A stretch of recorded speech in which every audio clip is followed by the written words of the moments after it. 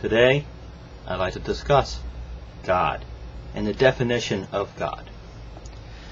Now, recently I've been on a family excursion where I talked to some relatives, and I found a relative who insisted that God was a concept of idealism and not an entity.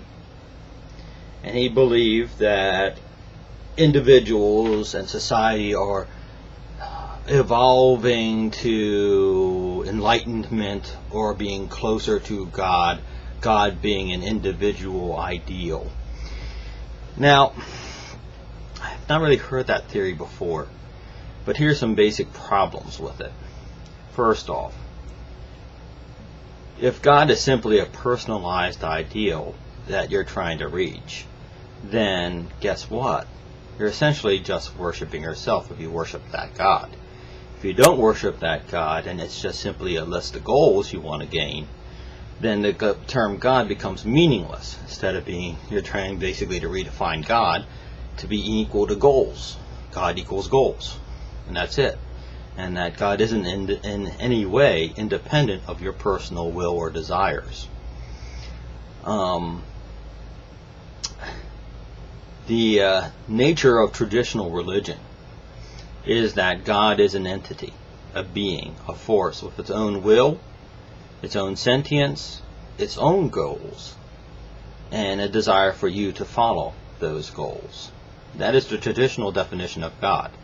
When you take God and you divert him into simply a vague concept that you can individually construct, you essentially remove God from the picture and put yourself in the pedestal where God once sat. Long and short of it is that you're really not following God, you're following yourself.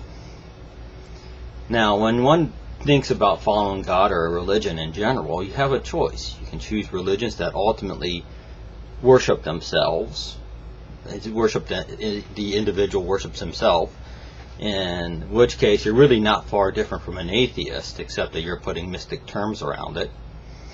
Or you follow a God that is a sentient being outside of yourself, of which you're seeking his will, not yours, which means you run into conflicts between you and him, and you have disagreements and things you desire to do, but he does not tell you, he tells you not to. And in that case, you are indeed worshiping a god or gods or whatever, because it is an entity outside of yourself. The benefits of either, well, you can determine whether or not you think one's real or another, but the worshiping yourself, God worship, is much more likely to be friendly with atheists and secularists and people who don't believe in God, because they essentially worship themselves as well.